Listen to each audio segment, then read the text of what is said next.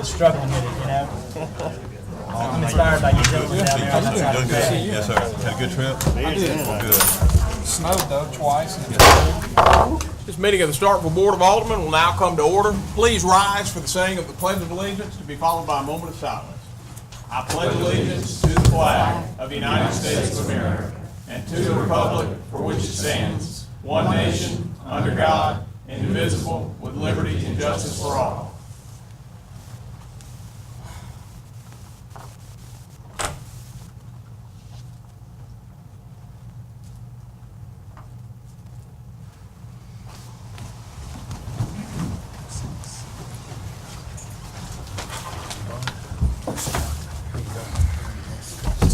All right, you have before you a copy of the modified written agenda. Are there any proposed revisions to the agenda as written? Mayor, Alderman Corey. I would move that we put board business item B, consideration of the NDA grant for the fire station, on consent.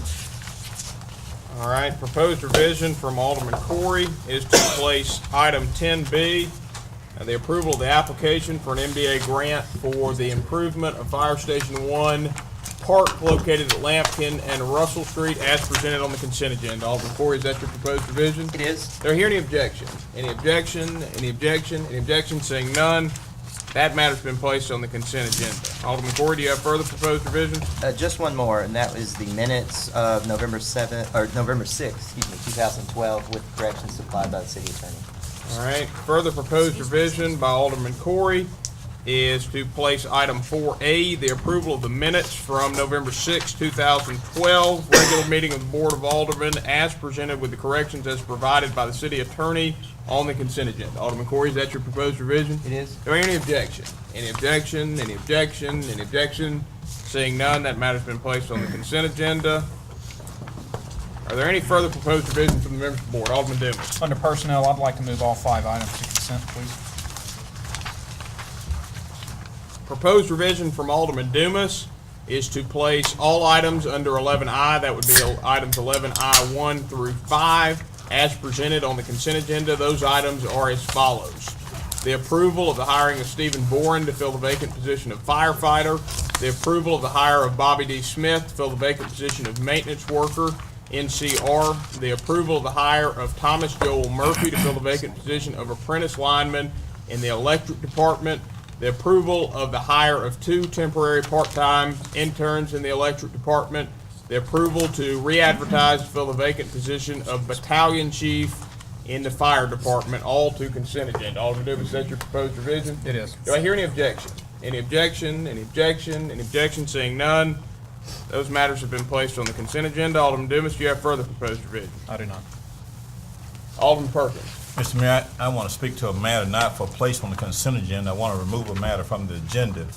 And let me direct your attention and the board and the public's attention to item A under Roman numeral 10. No, excuse, not item A. Let me look over a little bit. Item number C, being the item that says discussion, consideration of the addition of a roundabout concept for Lafayette Street south to Lampkin, proposed by Primar representing the First Baptist Church. Let me give you the justification why I think that it should be removed from the agenda. In reading the paper, and of course Ms. Spruill has confirmed this with factual information already, and she can tell me if I'm wrong, it's reported that the matter was tabled on the 12th day of November of 2012 by the Planning and Zoning Commission. Now, the fact that the matter was tabled and brought before the Planning and Zoning gave the Planning and Zoning Commission jurisdiction. It gave the Planning and Zoning Commission the authority to hear it. Now, once the matter was tabled before the Planning and Zoning Commission, the matter is still the property of the Planning and Zoning Commission at this time. The Planning and Zoning Commission has not relinquished authority, whether you agree with that or not. That is procedure. We need to ensure that we follow our procedure to the letter of the law. Now, this is parliamentary procedure.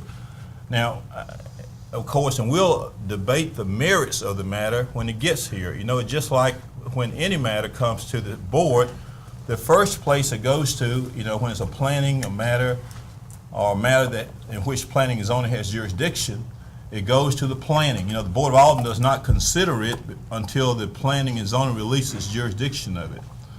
So with that being said, I'm going to ask the city attorney, does he agree with the analysis of Alderman Perkins in that the Board of Alderman does not have jurisdiction at this time to hear this matter? If so, then it should be removed from the agenda. So, Mr. Attorney, do you agree with the analysis that I just laid out, that the board does not have jurisdiction to hear that matter tonight? I agree with that analysis. So, Mr. Mayor, the matter,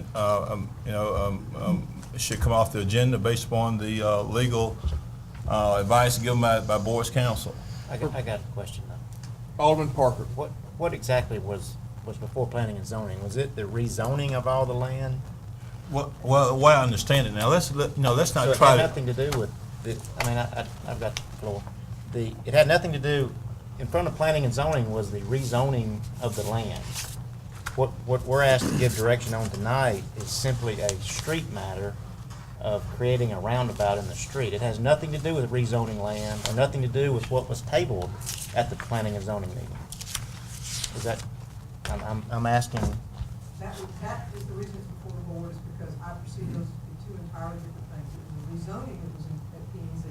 I agree. It was a special use exception to the zoning matter that was in front of P and Z. This, to me, was strictly a street engineering matter that I felt should come to the Board of Alderman.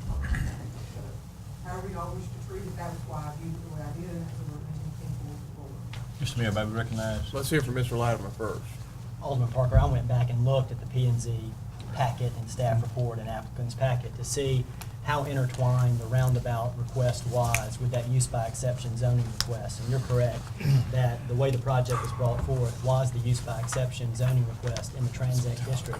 But over and over and over again, it mentioned the roundabout in connection with that rezoning. And I thought those matters were just too inextricably intertwined to be able to be bifurcated without the commission doing that. Now, it may be a real possibility that either through the mandatory limited jurisdiction of the commission or voluntarily they kick the street issue back to the city, back to the board. But it's their call right now because it's on the table. I do agree with that procedural analysis by Alderman Perkins. Alderman Perkins. Mr. Mayor, I move that this matter be removed from the agenda based upon the advice of the attorney. And let me just say one thing. You know, we do not need to be trying to split hairs here. The matter is either before the planning and zoning, it's not before the planning and zoning. You know, let's start addressing matters as they should be legally addressed. I don't want no one, in my opinion, and we shouldn't be trying to have any special accommodations on trying to get special jurisdiction before the board. Now, you know, we need to follow the law on all instances. No project is greater than any other project. Now, you know, we can speak on the mayor. Let the planning and zoning do its job. That's a duly appointed commission or agency or board of the city of Starkville. I mean, they decided to table it, and we don't need nobody to come speaking to us about the merits of the project until it gets here. Now, I'm tired of all these special considerations, these special exceptions. Let's deliberate the merits of the project once it gets here. Now, I don't care who is the author and the proponent of the project. You know, let's follow the law. The law applies to everybody. Nobody is above the law.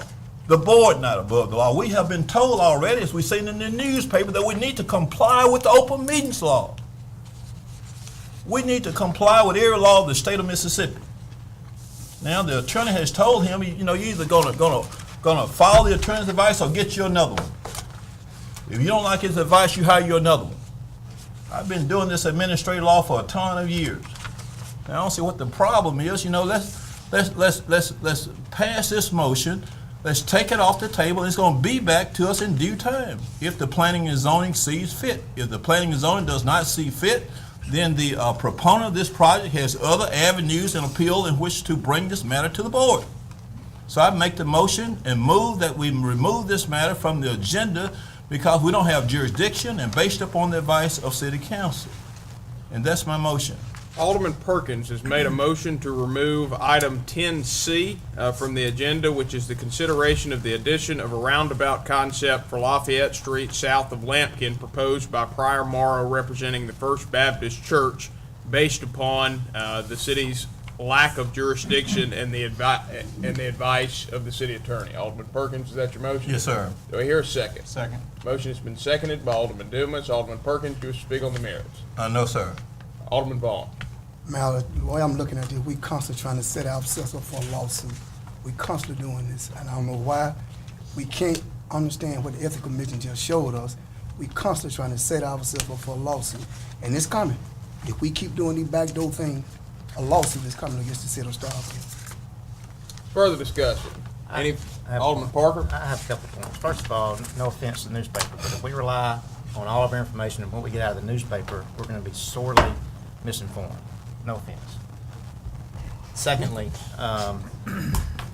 this is what I spoke to, and then this is not a special consideration. I don't want anybody to think this is a special consideration. It's what I spoke to at our last meeting, or 2 meetings ago. This is the path city staff put them on. And for you to take a project and city staff puts them on a path, and we got our board packets on Friday, to speak that you wanted, to speak that we're gonna remove it from the agenda on Tuesday night at the meeting, we've had 3 days. If it didn't meet procedurally, if it didn't meet certain requirements, that's fine. We could take it off the agenda, and I am absolutely not against taking it off the agenda and it going down the proper path. But it just speaks to what I spoke of earlier, in that it's a horrible, it's horrible business. It's to put somebody on a path and then shoot them down when they get here. They're not asking for any special consideration at all.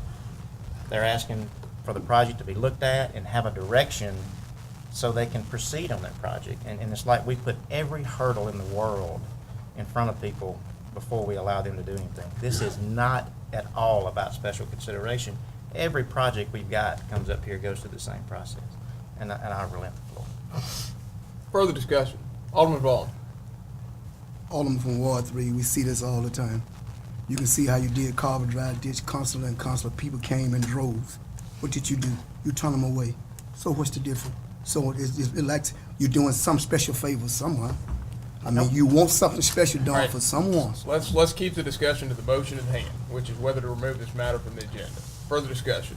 There Any- has not been a single person, and you look at every vote I've taken on this board, I have not given a special consideration. Alderman Parker, let's keep Okay, it to the that's- motion at hand. That's fair. It should not be I apologize, it should not be a matter that gets me that fired up. I apologize. Further discussion on the I got a motion to discussion. strike I'm gonna item address something 10C. to the city. I'm gonna address something to the city attorney. By law, anytime a construction matter come up, Alma Parker should remove himself from here because he is a contractor. So anything come up concerning contracting, he should remove, he should excuse himself from here, just like we do. Do you wish to opine on that? Alderman Vaughn, I advise all of the board members on ethical matters privately, and just as I've done with you and others, and I've also advised Eric Parker on that issue. But for 3 years, he has sat here All right. and deliberate on these matters. Alderman, let's limit the discussion to the motion at hand. Mr. Mayor, when it's true, you want to stop it. Let's You limit. got to let the truth come out sometime or another. We've got to get through the discussion of this motion. If we don't talk about the motion, we can't get through the discussion. Further discussion on the motion to remove item 10C from the agenda. Any further discussion on the motion to remove item 10C from the agenda? For any further discussion? Seeing none, all those in favor of the motion to remove item 10C, please respond by raising your hand. Raise them high. All those opposed to the motion, please respond by raising your hand.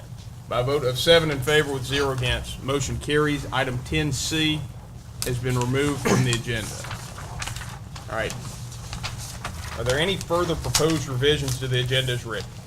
Any further proposed revisions to the agenda as written? Mayor, there's 2 items on consent that we need to put some things on the record if we're going to stay on consent. May I call those to issue? You may. Under Public Services, number 1, the request approval to issue a notice to proceed to Stidham Construction to extend a sewer main along Mississippi Highway 12 West in the amount of $16,858.50. Mr. Devlin, can I ask you some questions about that? Sure, that'd be great.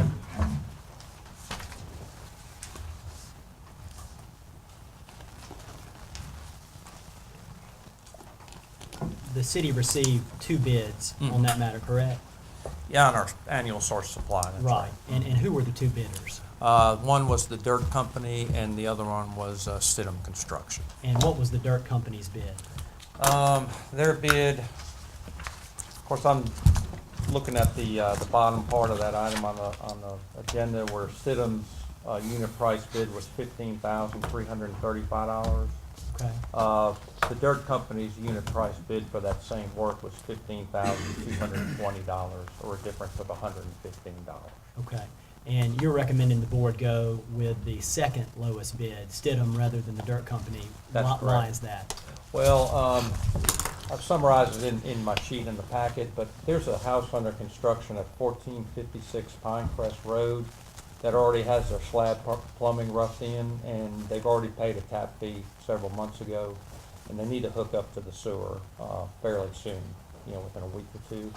I contacted the low bidder last Thursday and asked him when he could get started, and he said he's got all his crews mobilized out of town, and they're gonna be out of town for 3 weeks.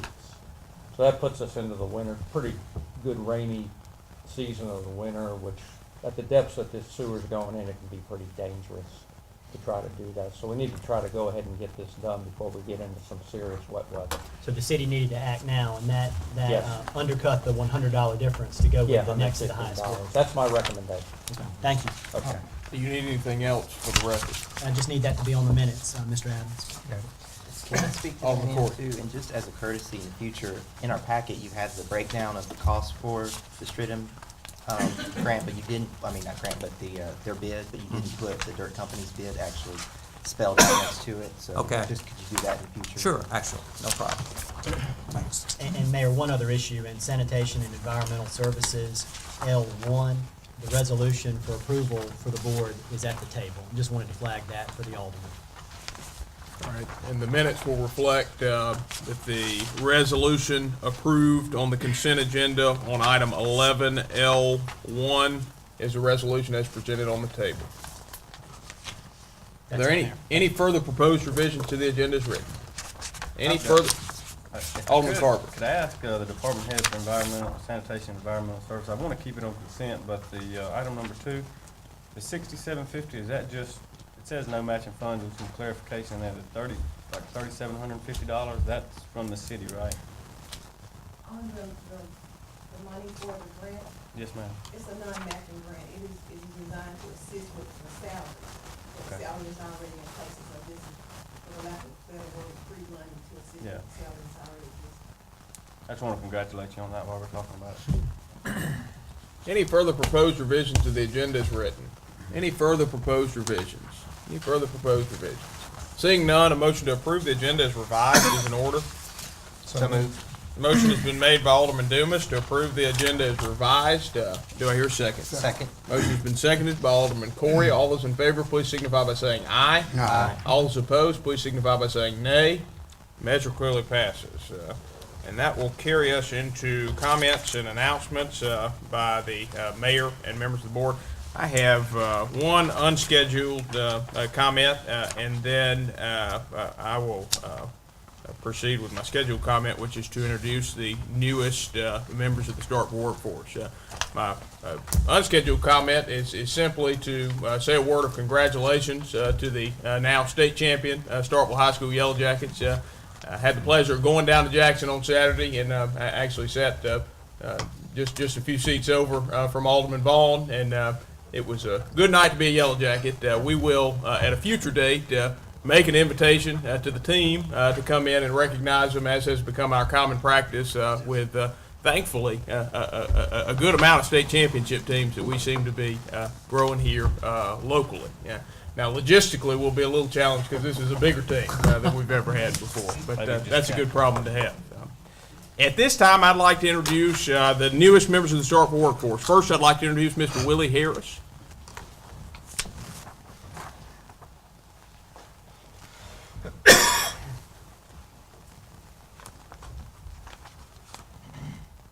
It is my pleasure to welcome Willie Harris to the position of maintenance worker in the street department. Willie is from Starkville and is a graduate of Starkville High School. Willie has worked for the past 2 years as a seasonal employee in the Parks and Recreation Department. He previously worked for Team Chevrolet in the construction field. Willie is a proud father of 2 children, son Adrian and daughter Fallon. He and his family attend Pine Grove Missionary Baptist Church. In his spare time, Willie enjoys mechanics, staying active, and spending time with his granddaughters. Please join me in welcoming Willie.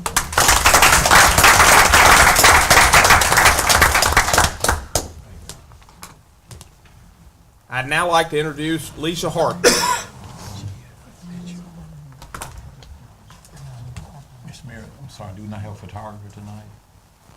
No, Miss Wilson is out to sea.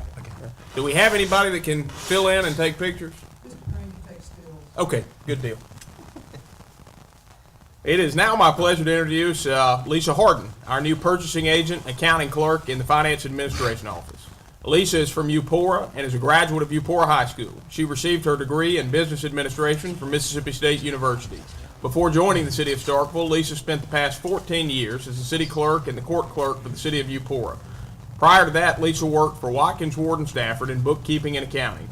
Lisa has completed certification as a Mississippi municipal clerk and Mississippi municipal tax collector and has continuing education as a municipal court clerk. Lisa and her husband Ken are the proud parents of 2 sons, Cody, a senior at MSU, and Colton, a senior at Eupora High School. She and her family attend First Baptist Church in Eupora. Lisa enjoys spending her free time cross-stitching, reading, cooking, working on various church committees, and spending time with her family, as well as her family of boxers, Rocky and Rusty. Please join me in welcoming Lisa.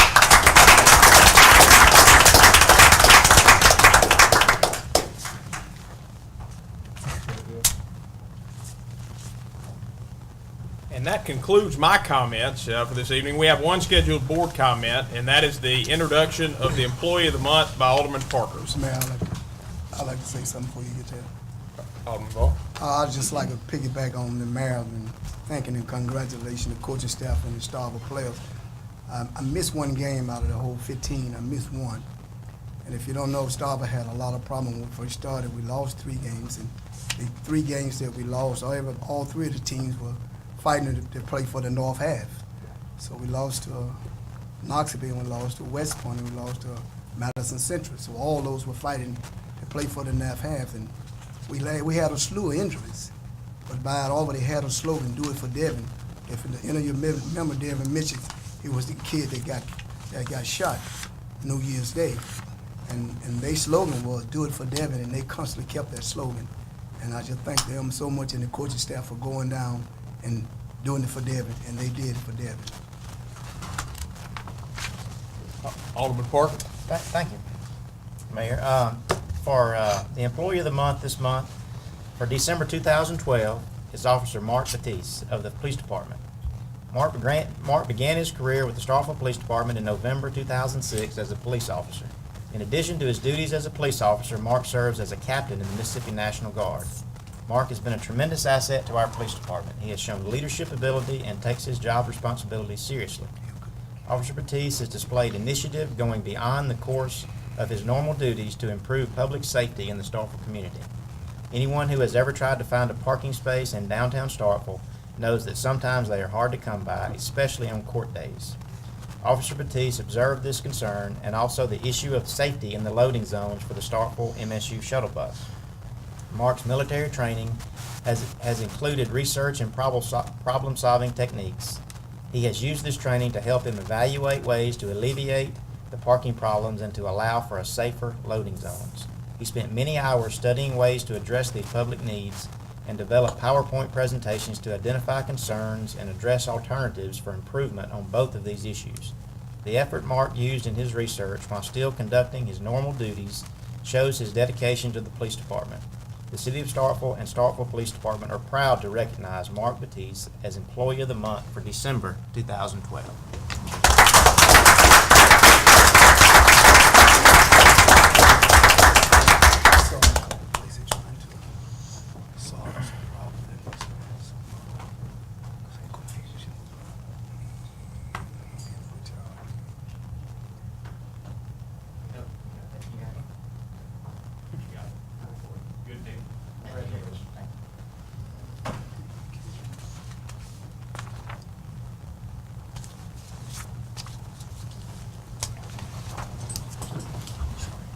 At this time, do we have any further comments by the members of the board?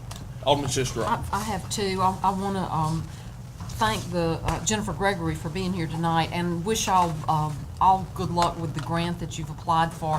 For those of you that don't know, they're improving the entrances and making that lovely little pocket park, that passive use park there by Fire Station 1 more accessible, and to have an entrance from University Drive into that park, which is a terrific thing. And so I hope that y'all do well with that grant application. The other thing I want to do is thank everybody who's been involved in ringing bells for Salvation Army this time of year. That makes a very real difference in people's lives, and we have several city groups that, or city employees that do that, but I'd like to single out the police department, who've always taken a day doing Salvation Army bell ringing, and we appreciate your community-minded service, everybody that does that. Thank you. Alderman Carver. I guess this is more of a community congratulatory mark, but I just, I've heard from a couple of my customers in North Mississippi just how pleased they were with our Christmas parade, and I guess that goes congratulatory remark to the police department and the electric department and the partnership who was, had enough foresight to move it to the next night, and it just went well. And I mean, I was just really, I've gotten several compliments from people of how pleased they were, and it's growing, and it's just one of the great things about the city of Starkville. So I guess it's just a citywide, thank you. Further comments by the members of the board?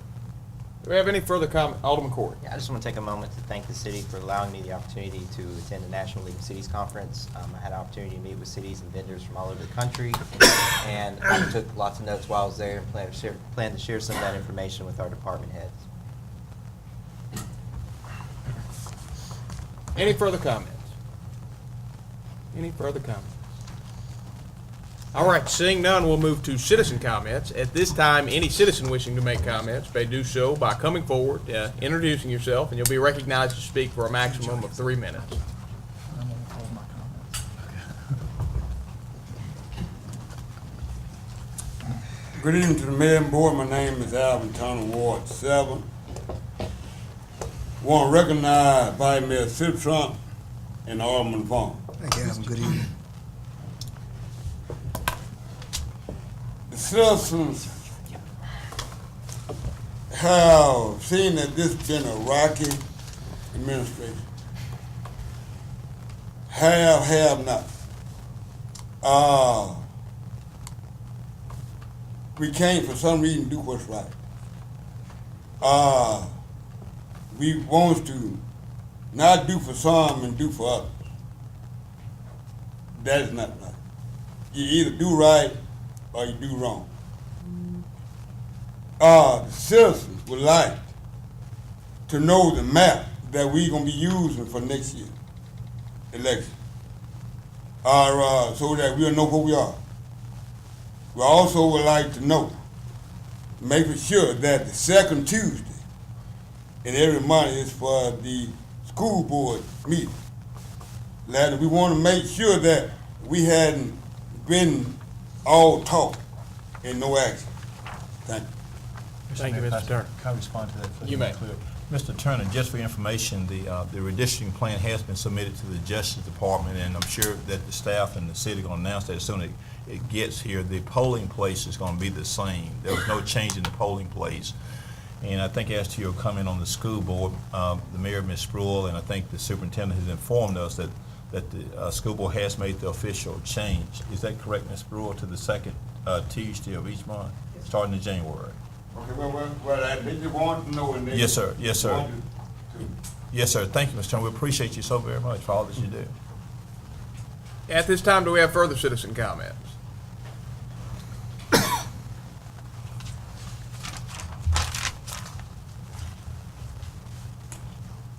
Good evening. My name is Jerry Emerson. I live at 122 Tuxford Road in Starkville, and I'd like to speak on two matters before the board tonight. The first one is I want to thank you all for the action that you took on the roundabout. I am the chairman of the Planning and Zoning Commission, and I believe that returning this to the Planning and Zoning Commission's jurisdiction is a decision that allows not only the process to go forward, but allows as full a consideration of the consequences of the decision as possible. Some say that this is solely an engineering decision. I do not believe that is the case. This roundabout is important only if other land use decisions occur in parallel with this. And moving forward on this would have been a de facto decision without P&Z input, and I appreciate the board doing that. The second matter that I would like to mention to the board is the reorganization of the building department that you'll be considering later on tonight. I would like to point out that this action is being undertaken without any Planning and Zoning Commission input whatsoever of how it will affect the discharge of the planning duties. At no point has the Planning and Zoning Commission been asked its views about this. The action that you have before you tonight that you will consider will transform the city planner into a department head, and it will, by doing so, dilute the planning professional expertise that is brought to matters of development before the city. Even more alarming to me is that in taking this action, you would be deleting the requirement that the appointee hold a certification in the American Institute of Certified Planners. This will leave the city without any member of AICP on city staff, and I do not think that that is a wise course of action. At this time, we need more professional planning expertise as we try to develop the city. We need to have the right kind of decisions being made, and professional planning expertise is important in that particular way. So I appreciate the opportunity to appear before you, and once again, thank you very much for your decision concerning the roundabout and returning it to the P&Z Commission. Thank you, Dr. Emerson. Do we have any further citizen comments at this time? Any further citizen comments? Any further citizen comments? Seeing none, we'll move to public appearances, and we have two scheduled public appearances tonight. The first is by Chairman Moreland and now permanent director of the parks, Herman Peters.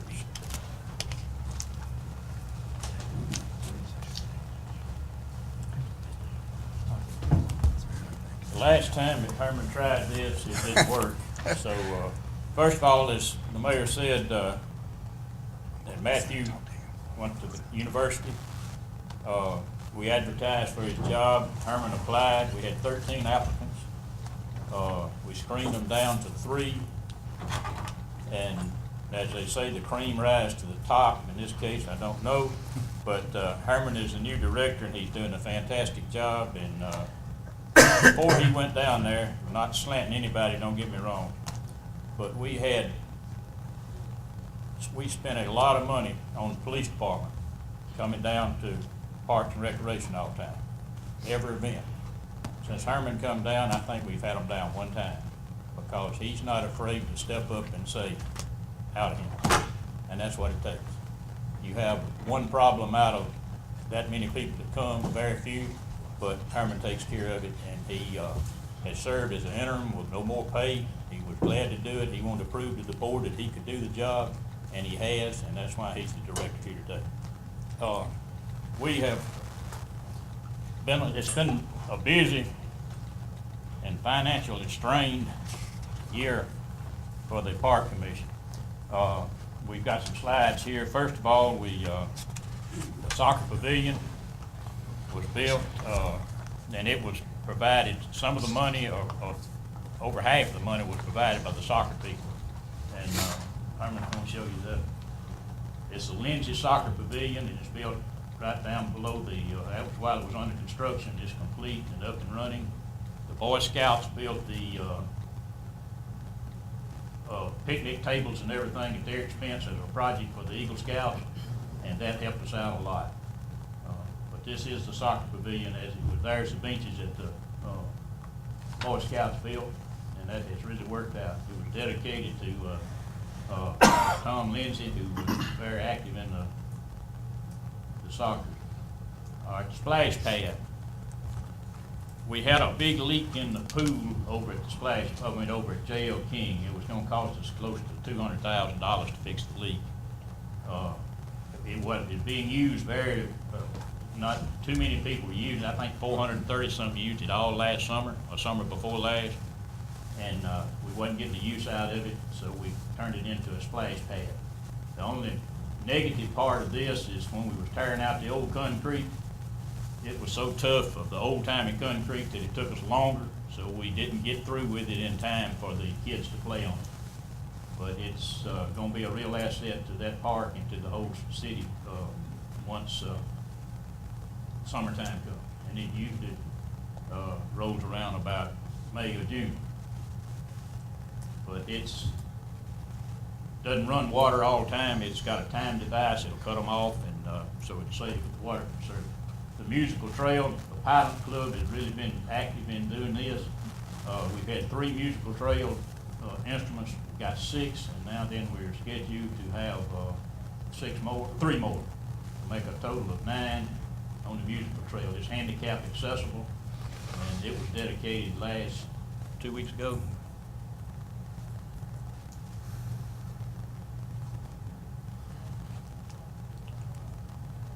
Patriot Park is a small satellite park, and the kids down there playing all the time. It's right behind my business, and I see it a lot. It's little kids, small kids playing on it, and it's a real asset to Green Oaks and to that part of the area. People eat lunch down there, and the kids come and play, and it's a real asset.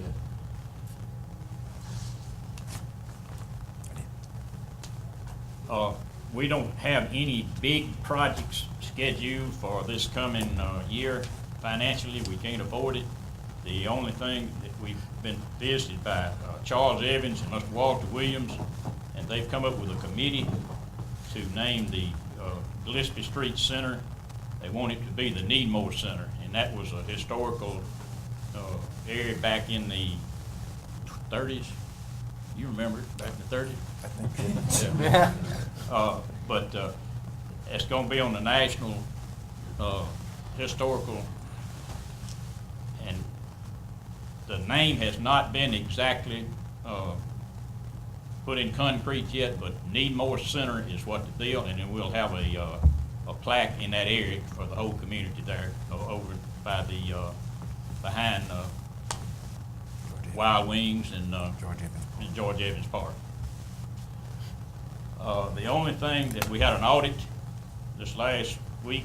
This is our second audit since we started handling, and they found no discrepancies at all in anything that we've done. Herman and Matthew's done a good job hiding all the stuff that they didn't want us to see. But the park's doing, the only problem we have, and we've got to discuss that with the Mr. Taylor Adams, is the budget was not, we didn't have enough money in the budget to cover electricity. And that's an ongoing problem. We've got to have some more money for electricity because the parks are used more. We've got more parks. We've gone to the new lighting that cuts down, but we still have a light bill that we just can't cover. And Matthew's gonna get with Mr. Adams and, Herman's gonna get with Mr. Adams and see what we can suggest on that. Y'all got any questions? Herman, you got anything? No. Questions or comments from the members of the board? Alderman Sistrunk. Our neighborhood adjoins McKee Park, which is where the music trail is, and I sometimes walk in McKee Park, and I've been very pleased to see how many people use that park and how many people are using that music trail. So that's a wonderful thing, and I'm very excited about the splash pad. I think that's a terrific addition to J.L. King Park. Is it technically open now, or? It's winterized. It's ready to open when the weather breaks. Okay. And y'all probably will open it for use when in the spring? Just as soon as the weather breaks. If it's a pretty Sunday afternoon or whatever day, we'll open it. But right now, it will have a grand opening at certain times. But yes, we can use it now. Okay. Well, it's a great addition to the park system. The splash pad will pay for itself in 10 years with what we was paying for lifeguards. And we had, like I said, we had for the whole summer of last year, we had 437 people use it, and it was something like 4,000 and something used Mud Creek swimming pool up here. So it just really wasn't worth it. Plus, we was going to have to spend about the same money fixing the crack, because we would have to add a foot to 18 inches of water every day into that thing. Mr. Vaughn over here, he's kept us on our toes with going by and watching it. We got him over it, but he was smart enough not to get close enough to one of the spouts where we could reach over and hit the thing. We worked on him, but we couldn't track him. Y'all got any more questions? Any further questions from the members of the board? I thank y'all so much. It looked great. I was there when they opened and they tested all of it. And it looked great, and I think the public gonna really enjoy it. I think so too. I have a question. Alderman Corr. I had someone ask me recently if the city was still looking at the possibility of putting in a skate park somewhere, and I know that was something that had been talked about before. I know that there was a committee kind of independently formed to work on it, and they applied for a grant that we didn't get. Right. And that was a big downer for that project. Do you know if that's something that might be on the table in the future? or- It'll be on the table in the future, but it'll be way out in the future unless somebody, like the soccer people now, they come up with $30,000 to apply to that soccer pavilion. You know, as I've said before, we have very few people come in the park with a bad idea. We have very few of them that come in with an idea and a pocketbook, and that holds us back. Right. But yes, that's the coming thing, but right now, we can't, till we get our light bill under construction. Now, we've got the Gillespie Street Center, we've got to redo the air conditioning and spend some money on it. We've obligated $8,000 more to the musical trail that we've got to do, and it's budgeted for that. But till we get utility bills worked out, no, we just about built everything we can build. Okay. Any further? Alderman Carr. On your lights and things like that, do y'all utilize timers? Does a park employee have to go cut them on and off for every ball game? Or? Well, they cut on, some of them, like the soccer people that uses it probably more than anybody, they have keys. You try to control it as best you can. Now, at one time, everybody had a key. Right. But they just got out over the period of time. But as we hired Boardtown locksmith to go back and change all the locks and get them where we could cut them off. Occasionally, somebody will make a key and you'll have to try to round it up. But the new lights, like we put over at J.L. King, they help because they use about a third of the electricity. However, people are using the parks more, and we're adding to the parks, which, you know, offsets any savings just about you do on the other. Further questions or comments? Any further questions or comments? Seeing none. Thank you, gentlemen. Okay, thank you. Thank you. Our second and final public presentation of the evening is by Chris Gottbrath, Chairman of the Transportation Commission, and Matt Watson, Chairman of the Commission on Disability. Matt's not here tonight, but I got some comments worked out with him ahead of time to address both of our comments. And Beth Ann is over there. She's on the Commission on Disability. So thanks everybody for letting us speak. The Transportation Committee, which I'm the chairman of, and the Commission on Disability, which I've done a lot of stuff with, but I'm not on, have both met, discussed, and voted to advise the city to proceed with proposed sidewalk, striping, and ramp work outlined in page 3 of the document that's in your board packet, which actually kind of reviews previous year's work and also has a recommendation for what we might do this year. This bit of work includes curb cuts, signage, and striping for accessibility, continuation of a project that started last funding cycle that brought went a long way towards bringing the sidewalk along the north side of University Drive up to ADA standards, and this would finish that work, or at least move it along substantially further. And then sort of a fourth project, which is striping to establish a multi-use lane along North Montgomery. These recommendations continue and build on the progress that we've done to improve our infrastructure over the past few years. I'll just remind everyone that there's been a lot of great work done, not just with the sort of bit of the money, bit of the budget that's sort of allocated for this, but also through other projects. But the projects in general include Gillespie Street, University Drive, the Phase 1 part of that stuff, Louisville Street, Sullivan Price Street, Hospital Road, Garrett, and Reed. Our primary goal with these recommendations, the things we're suggesting that you guys do this year is towards safe and accessible connectivity between critical areas of the community, such as between downtown and campus. That was that University Drive, of course, and among the resources residential complexes along North Montgomery Street. in summary, I think we're far from having a safe and inclusive walking and cycling infrastructure that we really need. There's still a lot of work to be done. There's still lots of areas where walking isn't safe and that are inaccessible to those with disabilities. And so we hope that the city will continue, both with these recommendations and in future, to try and address these. So that's all I have to say. Thank you very much. Questions or comments from the board for Mr. Gottbrad? Alderman Carver. First of all, thank you for doing what you do for the city. And I was reading through this last night, and the only kind of thing that stuck out to me was the Coconuts gas station was 60, is that an allocated amount, 60,000 for what says driveway access restriction? Can you tell me I'll that? refer to Edward for that. That was one thing that came up in a meeting. We were looking at University Drive and trying to make it more pedestrian friendly and safer for pedestrian. And it was trying to restrict some of the access there, instead of having one long continuous thoroughfare, put some fencing lines to try to funnel the traffic in certain locations. Is that private property or is that? It would be similar, to what we did like on Louisville Street. But that is way down the road, I would say. The next phase of University Drive is simply to try to get accessible, ADA accessible from where we ended last year, which was around Old West Point Road, continue east towards. That would be the first part, is get it accessible from one end to the other, and then the next step would be make it safe. If the board, committees chose to go that way. Okay. Further discussion? Any further questions or comments from the members of the board? Well, Alderman Carver? Looking at these budgets, well, this is combining the 30,000 and the 50,000, right? I mean, is that coming off the ADA and then the sidewalk? Is the sidewalk improvement 50,000 a year? No. It's 20.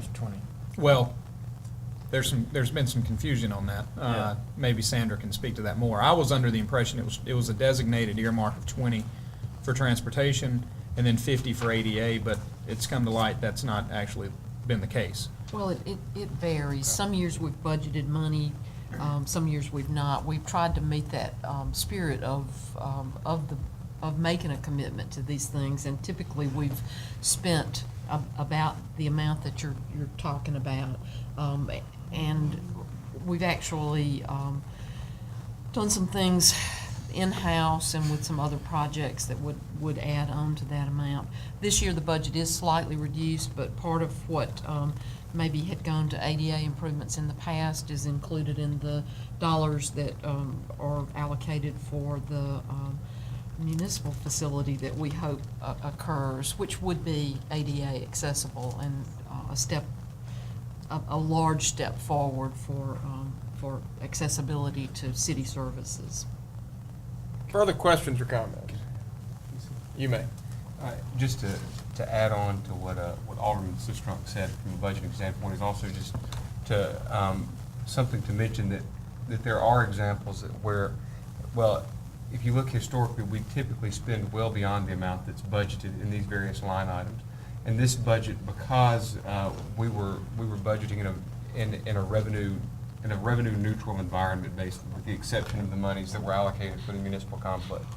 We did this knowing that there might be, no guarantee, but that there might be other funds that would become available that sort of going back to our conversation that we had in your office that day, or in my office with Alderman Sistrunk, where there might be opportunity to go forward, but just given this budget cycle, there was nothing else. And can I say my tagline that I always say, budgets are living documents, so they change through the course of the year as monies become available or unavailable. So, but we do have a commitment, and we'll try to meet those commitments to making it a more connected and the precedent here is accessible city. Spend beyond the commitment. I think that's important. Any further questions or comments from the members of the board? Thank you, Chris. Thank you. Any further questions or comments? Thank you, Chris. Thanks, everyone. All right, the next matter before you is the consideration of the approval of participating with MDOT in a capital improvement project for the drainage ditch along Highway 182. I'll introduce this.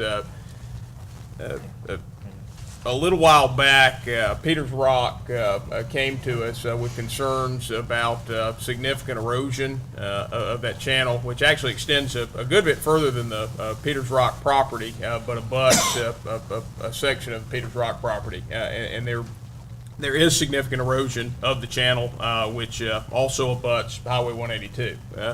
I had a meeting with the city engineer after fielding that concern. We actually did a site visit and discussed what options might be for moving forward. And we agreed that it would be in our best interest to talk first with the Mississippi Department of Transportation, since that is a state roadway that abuts the channel. Thankfully, the Department of Transportation offered us what I think is an excellent deal for the improvement of the channel. The way MDOT interprets their responsibility associated with the channel is due to the runoff that comes from the roadway. They have a responsibility to maintain the side of that channel closest to the roadway. But they do not think they have a responsibility to maintain the south side, the side furthest from the roadway.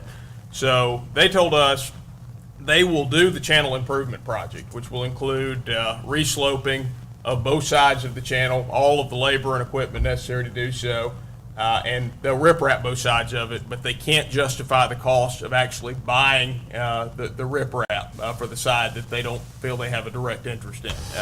So they've made a request for us to buy that material for the project, and the city engineer anticipates it would cost no more than $20,000. So the proposal that you have before you is to approve of the city contributing to the project in an amount not to exceed $20,000. Alderman Perkins. Mr. Mayor, thank you very much for the recognition. I have several concerns. Let me say for the record that I have no objection to capital improvement projects for the city. I have no objections to drainage improvement project for the city. My comments should not be construed that I am against this matter. My comments should not be construed as if I'm trying to defeat this matter. I have several concerns about this matter. Number one, what really concerns me about this matter, members of the public and board, is the timing of this matter. Number one, it concerns me, why is this matter under the board's business? The mayor's business. That's my first concern. Why is that under the mayor's business? Drainage improvement projects normally, to my recollection, come under the heading of board business. Now, I've been on this board almost 20 years now. And Mr. Engineer, I'm not aware of you doing, your department doing any capital improvement drainage project during the wintertime. I mean, I've always been told if an ounce of water or any small amount of water in the ditch, you're not going to start it. And I don't see any different with this project. Now, and I'm not convinced that there's a substantive basis for bringing this project up. Now, the timing of it. Now, we're at the end of this term. We got a degree of rain. The weather's not going to get better for this project, in my opinion.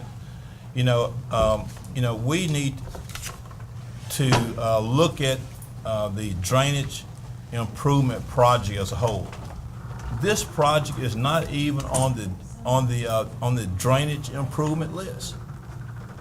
Now, all the rest of us have to go through the litmus test to get a project even considered more or less passed, not to exceed $20,000.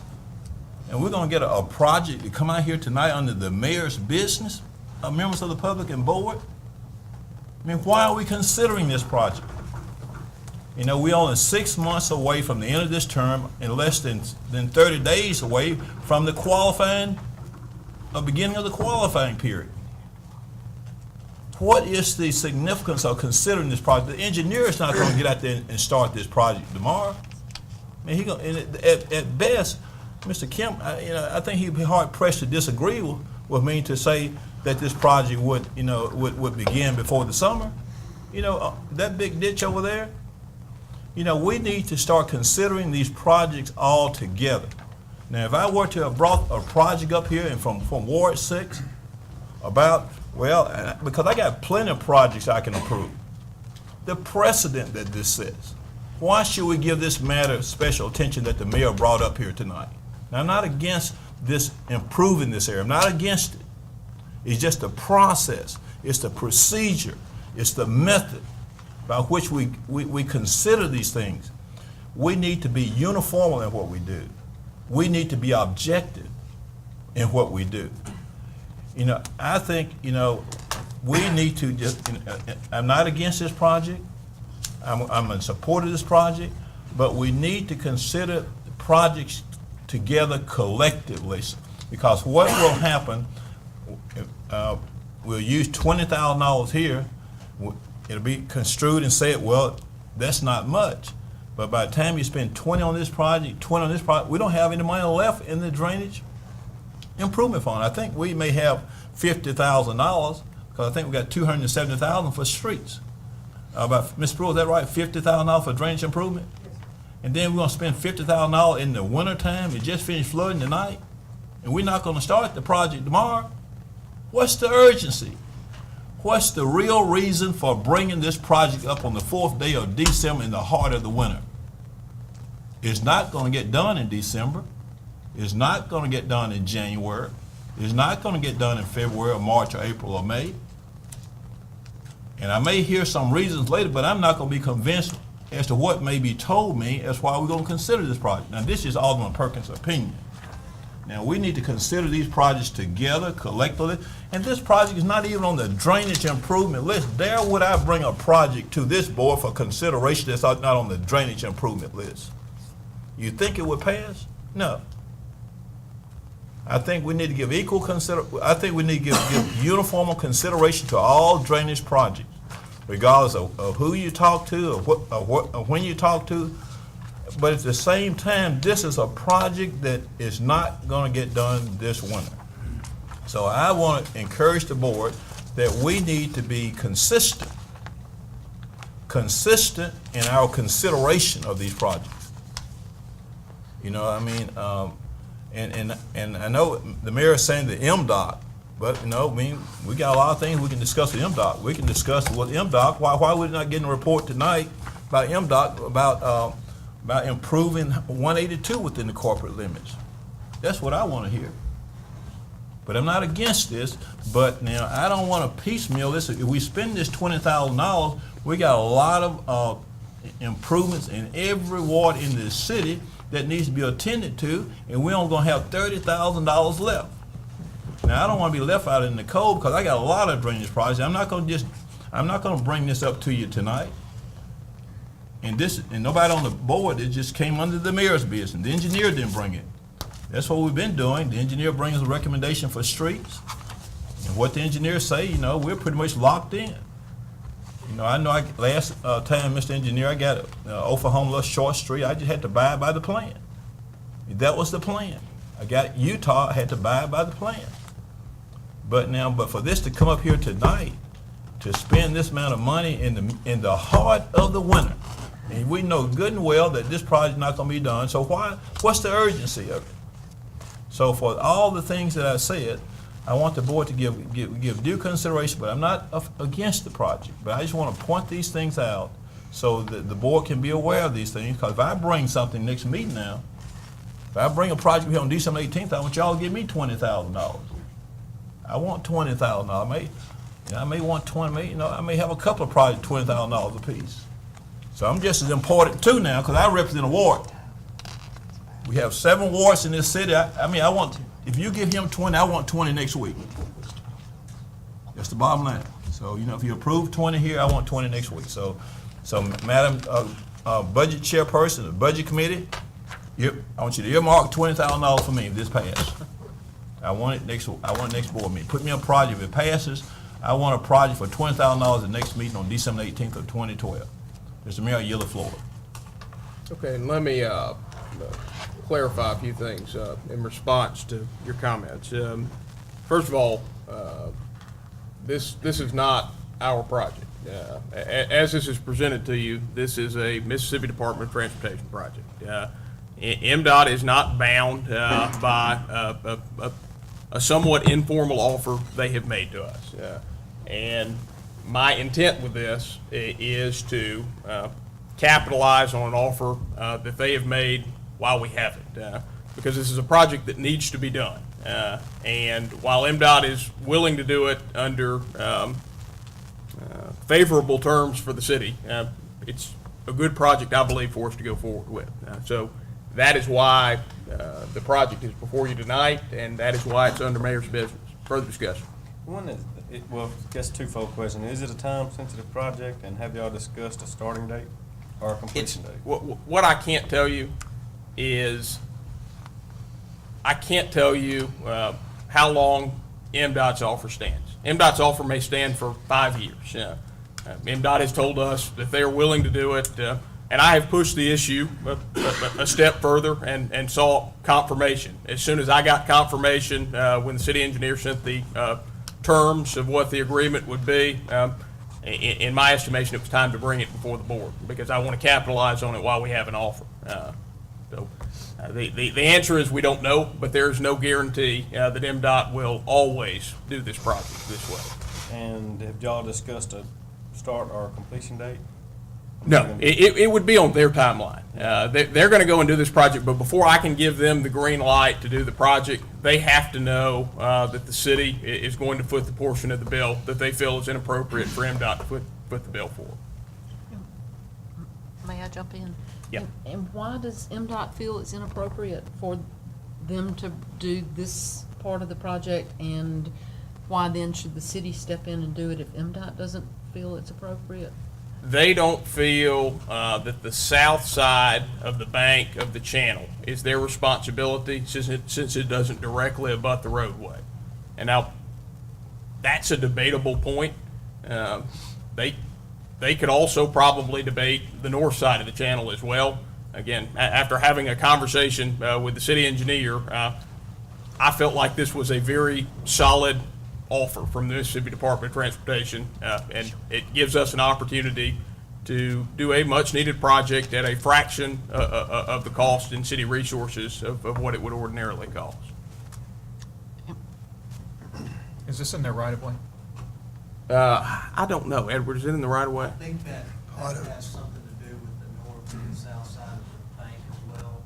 I think that's another reason why they're a little bit reluctant to do the south slope, is because it's out of the right of way, the north side is. So it's private property? Yes, well, it would be, yeah, off the right of way. And again, if there are easements that have to be had for it, that's going to be their responsibility. It will not be a city work crew that is completing the project. Were you done? I didn't want to interrupt. I have some thoughts, but.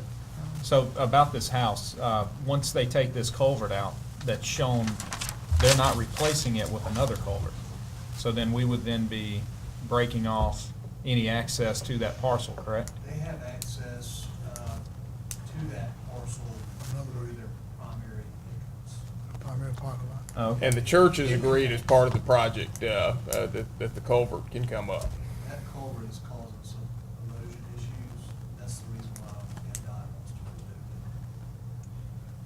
remove it. Alderman Vaughn. The top side of it is in MDOT right away. The bottom side is not. And all that drain from where I carried you at, you know, where you and I look from the top of the hill from Max, all that drains down to that. And that's where all of the erosion is coming from. That's right.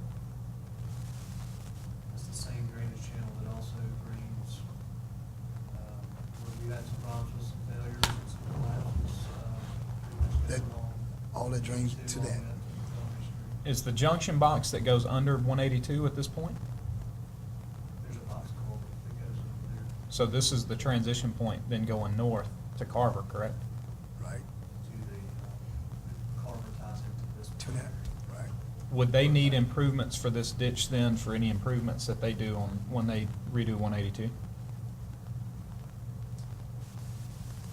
Could they go through with improvement plans on 182 and not improve this bank? Or would they need to stabilize this bank in order to make improvements to 182? They're gonna have to stabilize it. I think they could still make improvements to 182. They couldn't widen it.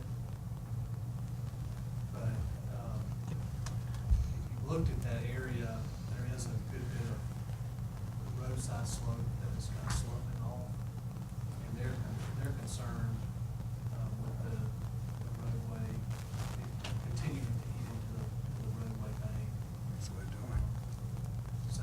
think that they could still do the overlay or whatever method they're gonna use for the roadway itself, separate than the drainage.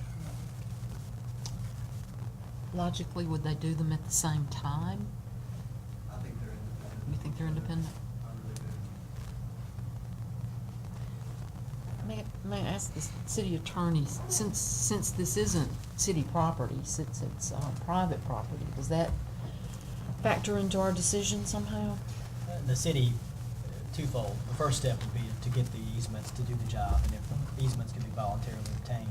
But the law does give the city a right to enter private property to alleviate flooding and drainage problems on public streets.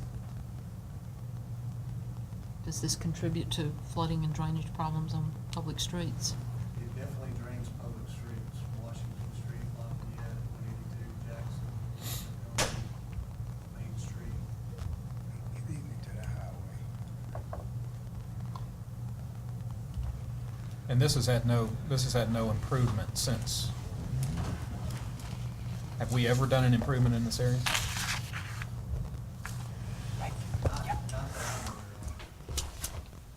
So there is some bank cutting then that's happening at the road. There is.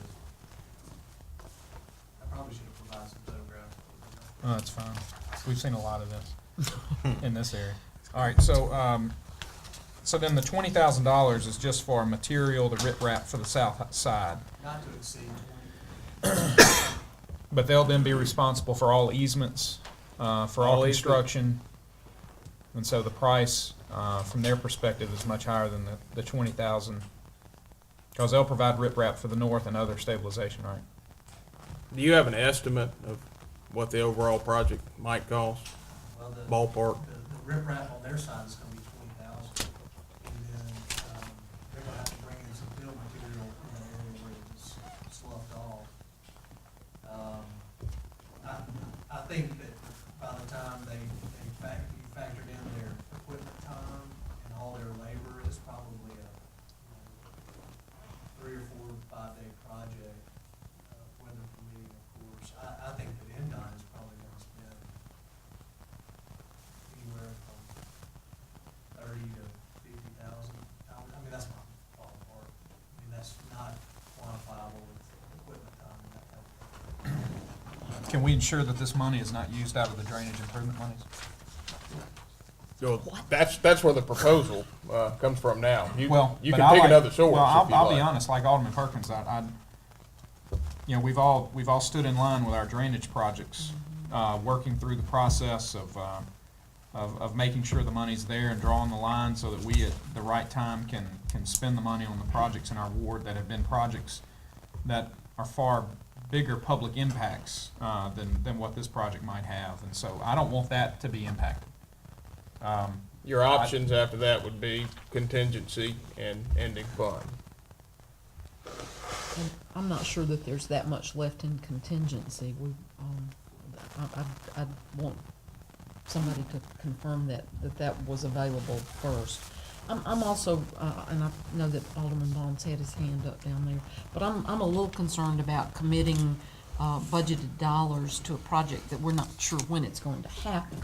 If it could be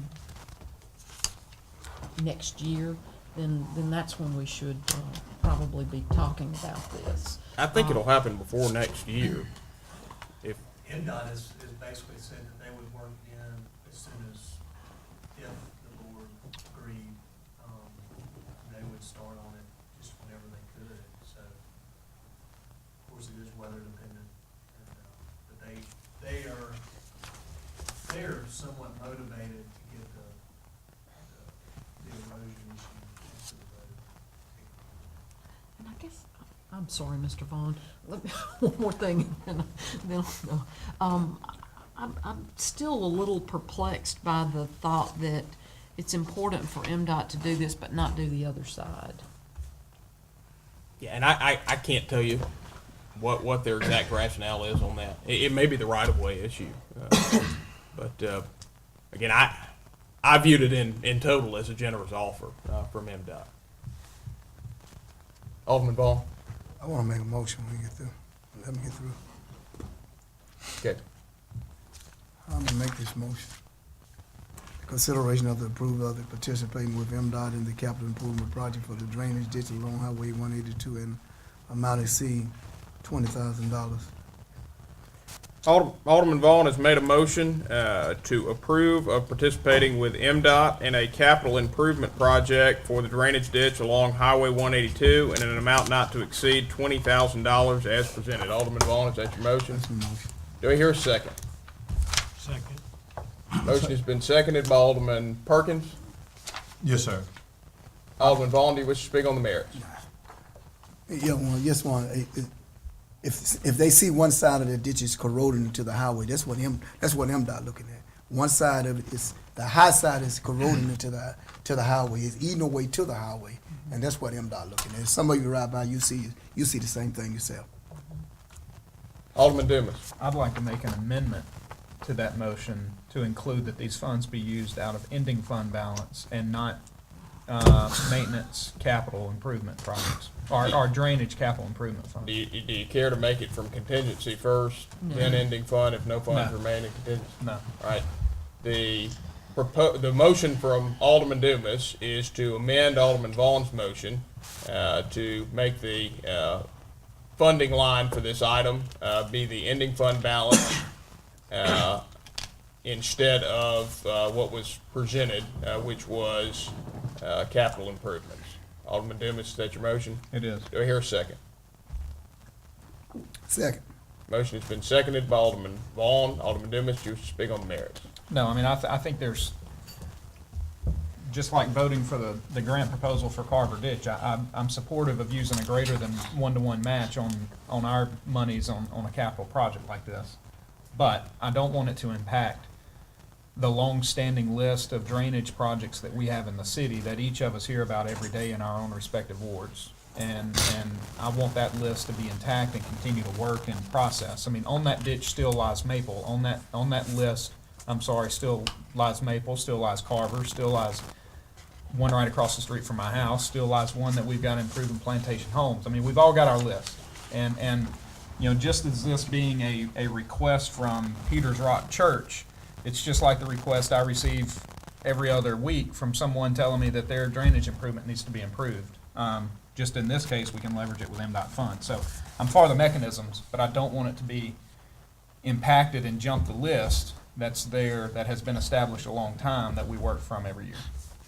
Especially on a short budget year of only having $50,000. Alderman Sistrum. And I'm gonna go ahead and, now that Mr. Dumas has made his motion to take this from ending fund balance, that's gonna tip me to voting no, because I do think it's important that we hold that ending fund balance as best we can to the levels of funding that it's currently at. And once we start dipping into that for political purposes or other purposes, it just opens the floodgates to use that as a funding mechanism. We've worked very hard during this term to get our ending fund balance even in the ballpark of where it needs to be according to our own accountant. And we've seen in the past what can happen when boards start cannibalizing that fund. So that's going to tip me to no. I do.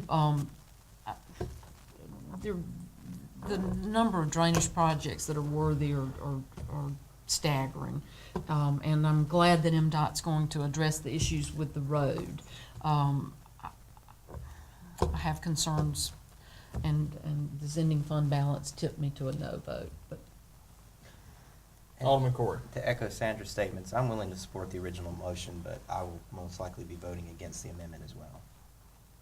Well, and I'll say respectively, I mean, if the majority of the board is okay with this coming out of that, I don't know what I have this year in draining fund, or on drainage projects from Ward 5, so it's not anything selfish with me. My biggest plan was to uphold the integrity of the money that we had, and if the majority of the board, I'll respectively withdraw that.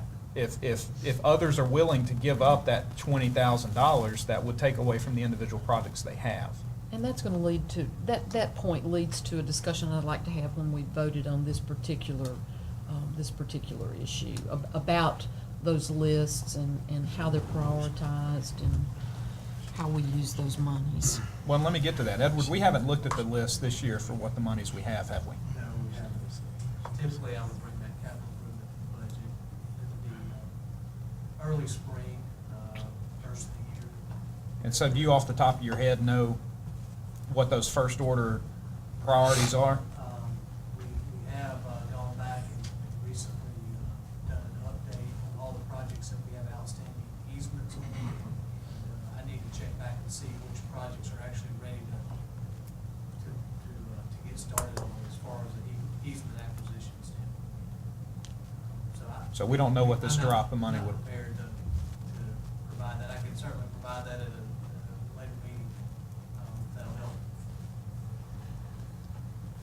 Ms. Sistrunk, you said you had some thoughts. I was kind of, Well, what the discussion I wanted to have kind of ties in with what Alderman Dumas was saying, and the discussion that we're having about this particular drainage project just highlights a problem with our using lists that were developed at some point in the past for both drainage projects and for street projects. They were prioritized at one point in time, and we tend to work through them in order, and unless something rises to an emergency level, we don't reprioritize them, even though our needs may have changed because circumstances change. And I would like, and what I was intending to do when we finish this vote, is I would like for us to direct the city engineer to update the drainage project list and the street improvement list to reflect current needs, where we are right now, and our current budget availability, and that would probably have to be done in conjunction with Mr. Adams to see if there's likely to be any changes there in available funds. But it is something that we realistically should look at much more often than we do.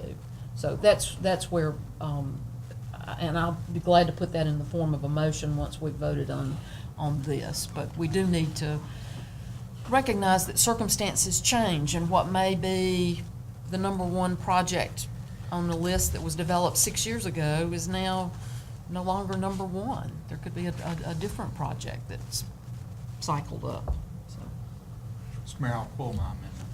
All right, Alderman Dumas has offered to rescind his proposed amendment. Is there any objection, since the board now owns that amendment? Any objection to Alderman Dumas rescinding his amendment? Any objection? Seeing none, that amendment has been rescinded, and we're back into discussion on the main motion, which was Alderman Vaughn's motion to approve the project as presented. Discussion. Alderman Carver. My vote has not, my mind has not been made up, but I guess it's back to one of my original questions. Was this, how did this come about? This informal conversation between you and MDOT, or was this Peters Rock? Is this an emergency situation? Does it warrant having to do it? Is it time sensitive? Or is this something that we can revisit in April? You know, how did this discussion come about? Yeah, it came about because a concern was expressed about the channel, and anytime a concern's expressed, we'll assess the situation and determine what our options are. From there, since this abuts a state roadway, an option that we thought was worth pursuing was seeing if MDOT would aid or do the repair. And MDOT gave us an offer to do the repair. And that's where this is somewhat different. If this was just a city drainage project and we had budgeted the city resources that would be involved in the project, I would say absolutely. The first stage of consideration is it needs to be considered for the drainage improvement list. Then it needs to be taken up at the annual appropriate time to consider capital improvements. This is different because we have an offer from MDOT to do the project. MDOT has not said at 5 o'clock on January 18th, 2013, the offer no longer stands. MDOT has not said we'll do this for the next however many years. My sense, and the reason I wanted to bring it and have a discussion now, is that it is a good opportunity for us to get a project done in the city that's a needed project by a state agency, and the contribution that we have to make is fairly minimal considering the scale of the project.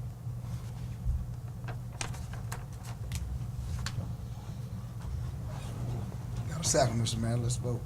All right, any further discussion? Any further discussion? Seeing none, all those in favor of Alderman Vaughn's motion, please signify by raising your hand. All those opposed, please signify by raising your hand. All those abstaining, please signify by raising your hand. By a vote of 4 in favor with 2 against and 1 abstention? No. You had 5 in favor? We had 5, 1, and 1. Okay, excuse me, by a vote of 5 in favor with 1 against and 1 abstaining, this measure passes. May I make a motion before we move forward then? You may. And I would like to move that we direct the city engineer to review the drainage project lists and the street project lists and bring revised lists to the first meeting in February that reflect a more current analysis of needs and budget availability for drainage and street projects. Can you go through it one more time for me? Sure.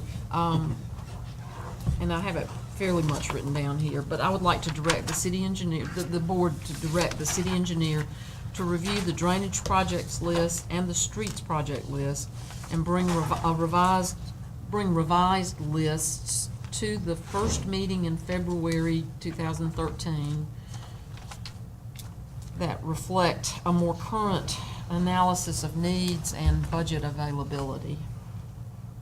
All right, do you want to pass your writing forward?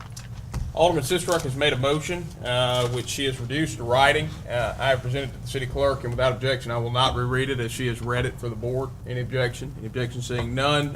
Do I hear a second? Alderman Dumas has seconded Alderman Sistrunk's motion. Alderman Sistrunk, do you wish to speak on the merits? No, I think it makes sense to, we're working from lists that are several years old, and I think it makes sense for us to take this opportunity to revisit them. Mr. Mayor, may I recognize? You may. I support the motion. Hopefully it'll be adopted unanimously. Alderman Carver. I just want to charge the city engineer at this time. This could probably be one of the greatest examples. I've heard the word political brought up a couple times in this discussion, just to keep us up to date with what you're thinking, and before anything changes on the list, let make sure it's got full board approval. Mr. Mayor, if I recognize? You may. That's the intent of your motion in the Vice Mayor? Certainly, Okay, I would think all right, that, okay, all right. I would think the city engineer would consult with anybody who might have an interest in those lists. Right, okay. Further discussion? Any further discussion? Any further discussion? Any further discussion? Seeing none, all those in favor of Alderman Sistrunk's motion, please signify by saying aye. Aye. All those opposed, please signify by saying nay. Measure clearly passes. The next matter on the agenda is, I'll tell you what, before we do this one, y'all want to take a quick recess? Please. And without Please. objection, we'll go into a quick recess. Any objection? Any objection? Seeing none, stand in recess. Thank you, Ben.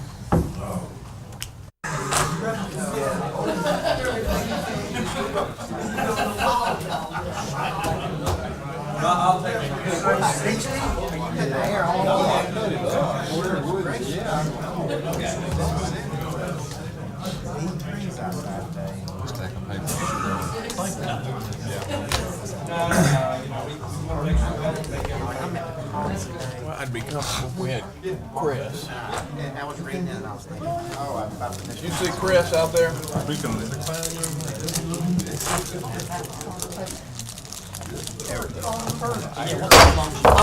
Meeting will now come back to order. You now have before you the discussion of the structure of building codes and planning department job description duties for the department head. This is a report by Ms. Spruill as directed at a previous meeting by the board. Ms. Spruill? Thank you, Mayor and Board. As the Mayor mentioned, on November the 6th, I was asked to provide a recommendation of the structure and function for the existing building codes and planning department. This was precipitated by our vacancy that Mr. Griffith left when he moved to Illinois.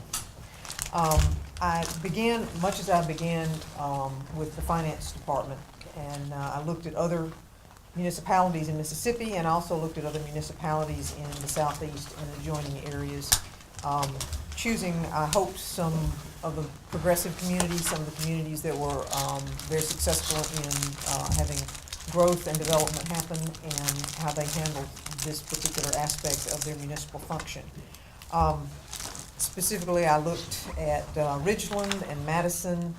I looked at Oxford, Meridian, Tupelo within Mississippi, and then I went outside, looked at Auburn, Asheville, North Carolina, Addison, my favorite in Texas, Fayetteville, Arkansas, and then Santa Fe, New Mexico.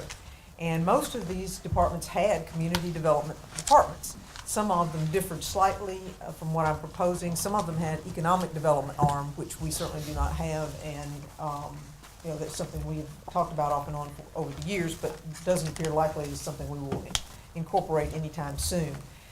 Most of them did have engineering underneath it, and so that was one of the things I looked at, and in having an occasional discussion, and over the last few months, discussions with various aldermen, that was one of the things that I had been asked to look at. So in making my suggestions that you have before you and that were in your packet, we currently have 10 departments, and with this, if I put engineering underneath the community development department, which is what I'm recommending to you, that would give us 9. Mr. Boyd was kind enough to create a little org chart here just as a reference, and it's not organization as in names, but organization as in functions, and that too is included in your packet. Essentially, the prongs would be a community development department with a director of community development who would be focused on the planning capability, which this evening is clearly needed in the Planning and Zoning, Board of Adjustments and Appeals, Historic Preservation Commission, Redevelopment Authority, and annexation matters. And then code enforcement would be a prong. Development services, which would be what is currently your building department, would be permits, inspections, plans, the ICC monitoring and adoption, and ADA coordination. Among other things, it would also have a strong hand in the DRC. Now, DRC also incorporates elements of engineering, obviously, development services, and planning, but then it brings in Doug's department, which is public services, so it's broader than that, but that would be a bit much for one manager to have an additional public services underneath this. So I stopped with what I believed would be something a manager could successfully manage and be a one-stop shopping and be a user-friendly, customer-friendly service for the city. And that's one of the things I think we've strived for a long time to achieve, is to be very user-friendly, one-stop shopping, as expedited as we possibly can to allow developers and business people to move forward with their projects in years to all of our benefit, obviously. So the goal was to set that up so there would be one person who could be in a position to coordinate those things, engineering being one of them. Edward obviously does an excellent job as a standalone at this point, but this would allow that overarching person to coordinate those projects, subdivisions, all of the associated plattings and that sort of thing that brings engineering expertise, the development, construction, and then the planning into that process.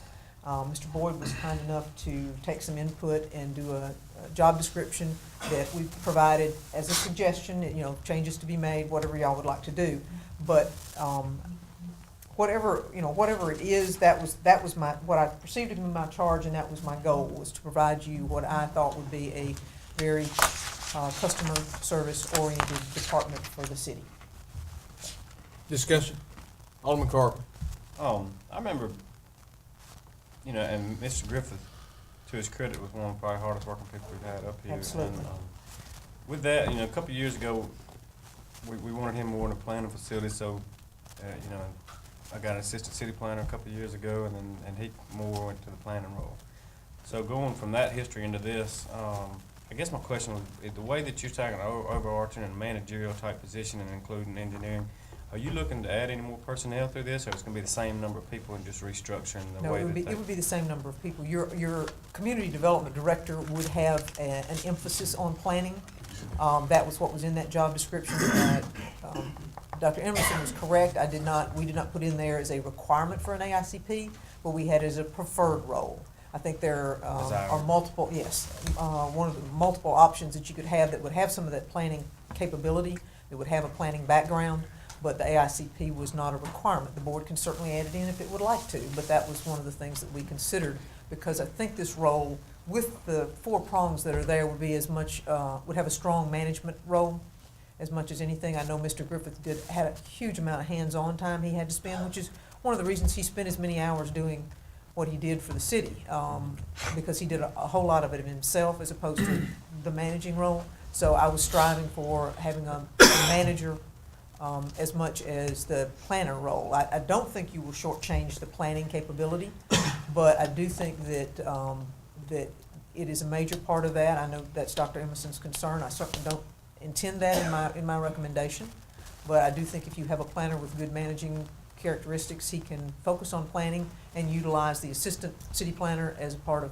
that whole process. I guess that's, Mr. Griffith spent a lot of time out up here after hours, and if there's somebody that wouldn't, and that was a personal choice, you know, I mean, everybody, that's a good thing.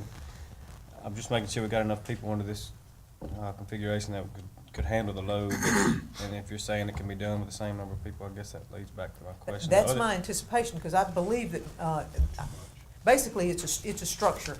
Mr. Kemp is absolutely self-sufficient, does what he does now on his own. All this is an opportunity to make sure that all those things come together and you have one point so that you aren't going from one person to another to get information that then becomes potentially conflicting and you have to reconcile it later on down the road.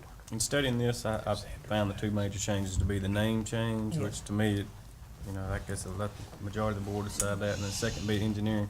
How is that gonna affect Edward and his job capacity? Is that gonna add another layer of bureaucracy, or is that gonna ease things? or- It's not intended to change much of anything other than allowing him to say, okay, you know, this is my recommendation to the community director, the development director, and that person then makes that final determination of what's going to be recommended to the board. But Mr. Kemp, the only role that would be added to him in this case would be if the director were out at a floodplain management school or was on vacation or something, Edward would be the next person to go to who would look at that overarching role. Okay. Alderman Sistrum.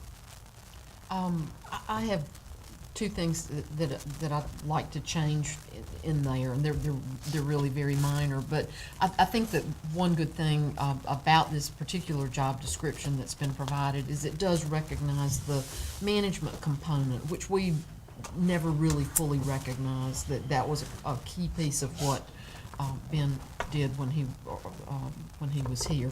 But the changes I have are the experience requirements. They're currently in here with 10 years of, 10 years of progressively responsible management and administrative experience, and at least 5 of which were at a managerial level. I'd like to suggest that we change that to 6 and 3. That opens up a pool of candidates, but still gives us someone who is seasoned enough to step into a management role like this. Yeah, I think that's good. Alderman Dumas. Alderman Perkins. I'll yield to, he's been asking, and I'll go after him. Thank you, gentleman from 5. I appreciate you recognizing me. Thank Yes. you. Very briefly, I just want to say to the board and to the public that objectively, the chairperson of the commission had some very substantive comments. I'm just saying objectively, not speaking against anything, but the commission does work with this planning and zoning matters on a regular basis. They hear cases with very intense involvement.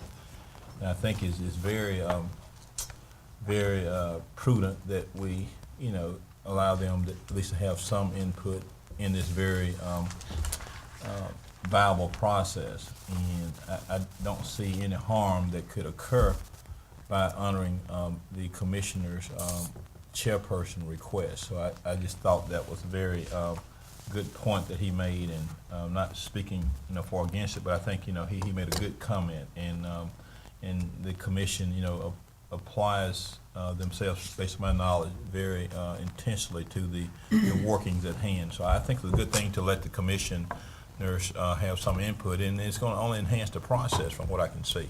Thank you, Mr. Mayor. Alderman Dumas. A couple of things. With respect to Mr. Adams, his wife is expecting a child, so I hope that you get up and run out, you let us know. That's not her, is it? It is, but we're okay. Okay, good.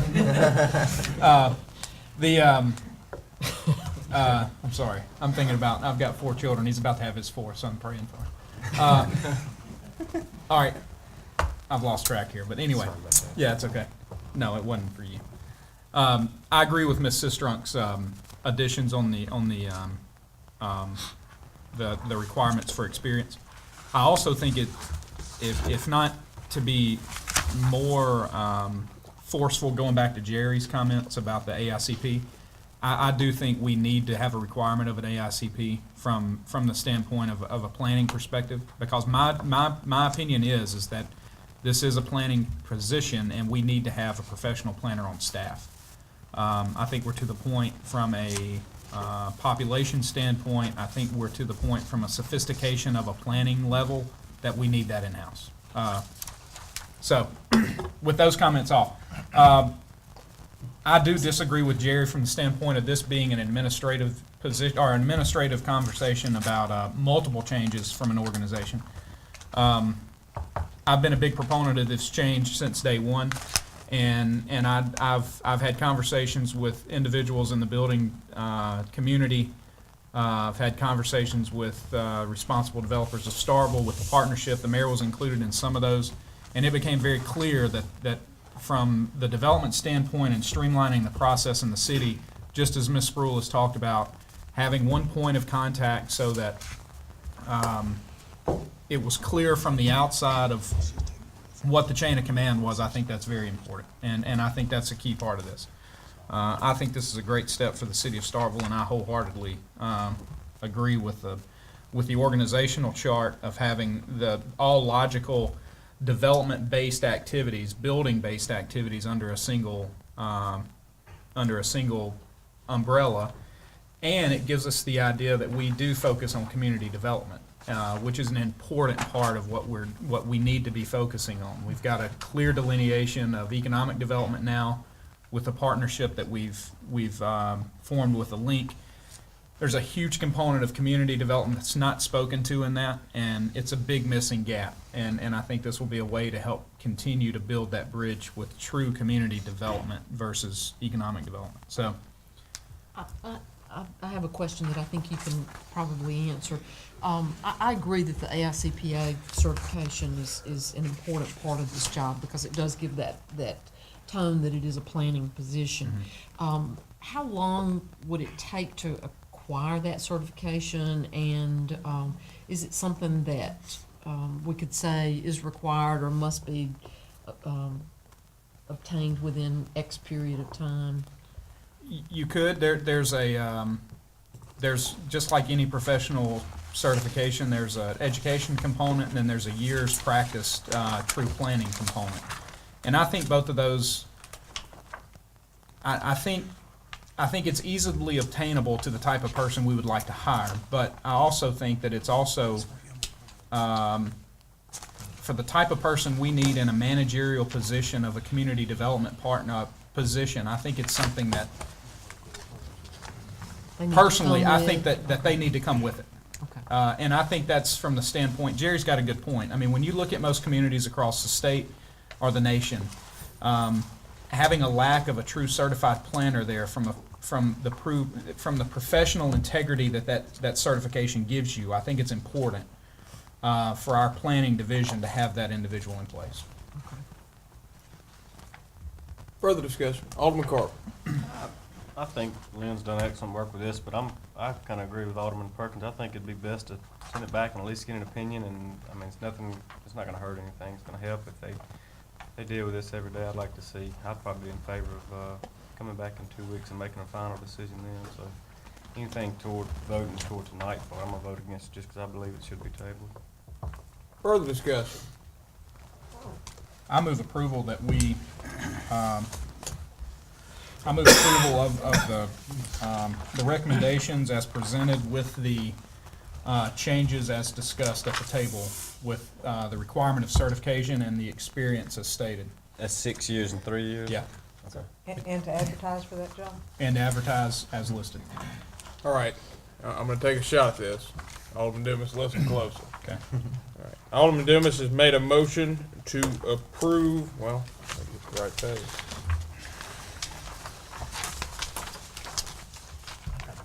To approve, do you want the report and the job description improved, or just the job description approved? No, I want to Job approve description and the org chart. organization will change and the job description with the changes to the job description as stated. Alderman Dumas has made a motion to approve of the organizational change and the job description as presented related to the building codes and planning department changing to the community development department, division. Right. Which one is it? Department.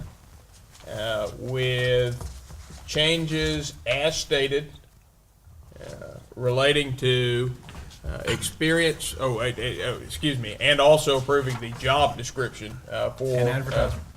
the department head position and advertising as presented with changes as stated related to requiring a maximum of 6 years. Not maximum. A Minimum. minimum of 6 years experience, and what was the 3 years experience? Managerial. And 6 3 years relative experience. 6 3 years relevant experience, and 3 years of managerial experience. What was the next requirement? And then a requirement of AICP certification. And requiring AICP certification. Is there anything that we left out of that? No. All right, and Mr. Adams will reconcile all of that after viewing the tape several times. Alderman Dumas, is that your motion? It is. Do I hear a second? Second. Motion has been seconded by Alderman Sistenrock. Alderman Dumas, do you wish to speak on the merits? I do not. Further discussion? Any further discussion? Any further discussion? Alderman Parker. Just to kind of piggyback on what Ben said, this isn't adding any personnel.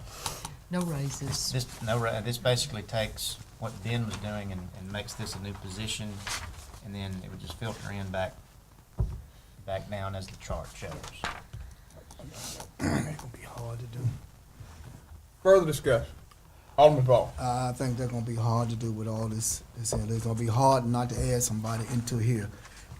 Before the year's over, before our term is over, we're gonna come back and have to hire somebody in here. I can see it coming. I can see it coming with all this. And it's leading up to just a good old boy system because you're not gonna be micromanaged like it's supposed to be. I can see us right now adding somebody in all this right here. I can see it coming. It won't be functioning any differently, Alderman, other than the engineering position being underneath there. It should be the same number of personnel. That's what you say, Ms. Brewer, but I'm Yes, just sir. telling you what I feel. Okay. Anytime you go to recharting stuff, when you go to recharting, there's gonna be something added.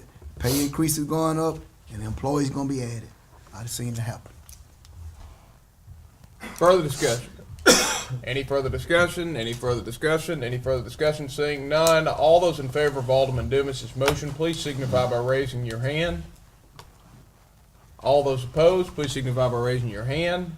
By a vote of 4 in favor with 3 against, this measure passes. Thank you, Lynn, for all this work. The next matter on the Mayor. agenda is a request for approval Mayor, of.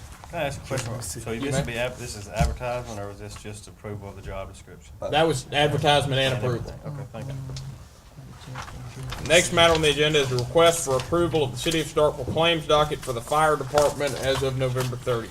We'll give Alderman Carver a moment to exit the room. Move approval. Motion has been made by Alderman Dumas to approve of the City of Starkville claims docket for the fire department as of November 30th, 2012, as presented. Alderman Dumas, is that your motion? It is. Do I hear a second? Second. Motion has been seconded by Alderman Corey. Alderman Dumas, do you wish to speak on the merit? I do not. Any discussion? Any discussion? Any discussion? Seeing none, all those in favor, please signify by saying aye. Aye. All those opposed, please signify by saying nay. Nay. Nay. By a vote of 4 in favor with 2 against, this measure passes. Could somebody go get Alderman Carver?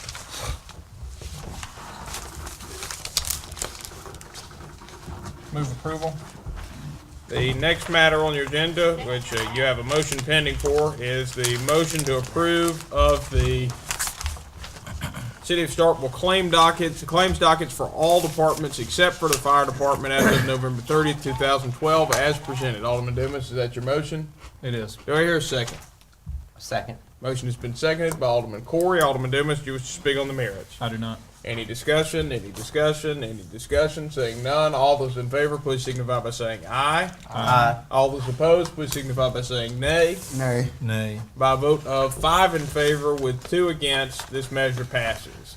And that will conclude the open session portion of our agenda. You do have several matters for consideration potentially in executive I session. move Do I hear that a we go motion? into a closed session to determine the need of an executive session. Alderman Dumas has made a motion to go into closed session to determine whether there is a need for an executive session. Alderman Dumas, is that your motion?